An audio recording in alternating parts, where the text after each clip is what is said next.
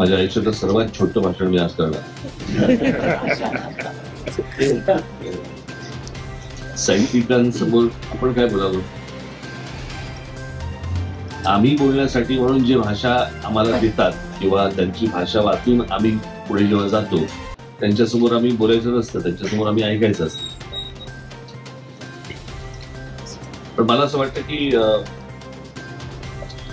एवढी प्रचंड उज्ज्वल परंपरा आज हे फोटोच काय ते सगळं सांगतात की महाराष्ट्र म्हणजे काय आणि महाराष्ट्राचं वेगळेपण काय, ते इतर राज्यांपेक्षा वेगळं काय. आज संजय नहार यांनी मला इथे येण्याची गळ घातली. मला फक्त कळत नाही की अशा ठिकाणी आमची काय गरज असते.